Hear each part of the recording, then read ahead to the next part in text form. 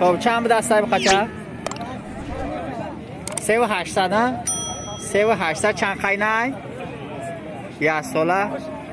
یک ساله اینا بقچه تربیه کردی 3800 سیمان جان کاکا اینا 4.5 از او بچه ها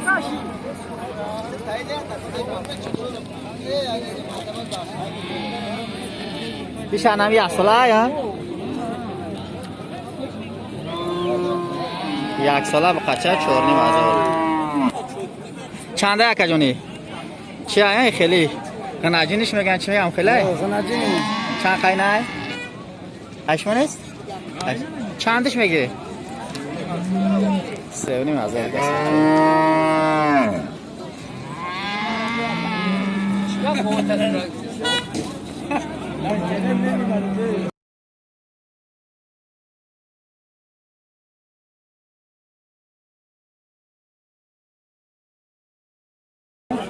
نرخش 6000 بقچه تربیه کردگی برادر 6000 بخش کردم که تربیه خوب داره یک ساله زیادتره تقیو که نمیدونم سال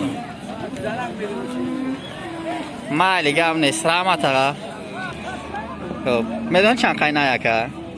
یک ساله و یک نیم ساله قریب یک نیم ساله دسته نرخ چنده؟ 4.5 4.5 برادر تو 4000 هم میشه خیلی با مقصد که معامله میکنن 4000 7.5 تا تقا قطعی سالش قطعی سالش 7.5 تا گوی خوب است تربیه کردگی معلوم که تربیه کردگی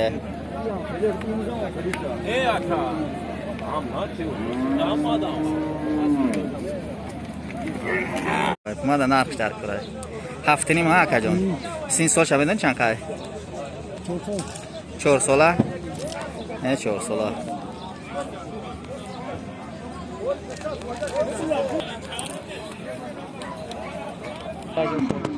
15,000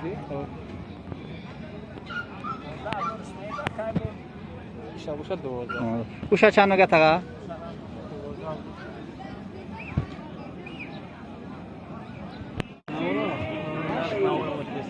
600 بردارو میدون یک کسی این سالش چند قدر نه نامعلوم فقط نرخش 600 2.5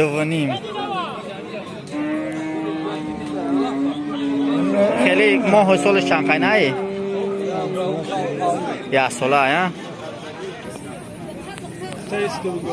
5,000 چند هزار گفت 5,000 گوی گوساله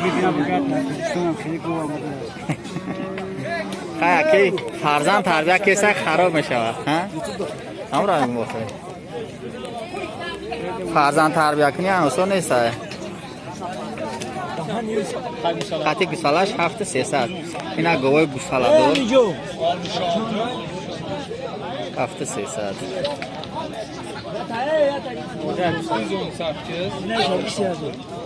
این هم گوساله‌اش داره؟ گوساله‌اش داره؟ قطعی گوساله‌اش چند هزار؟ 3,000 قطعی گوساله‌اش لازم شد برادرامو در زنگ بزنید و ما یورم میابیم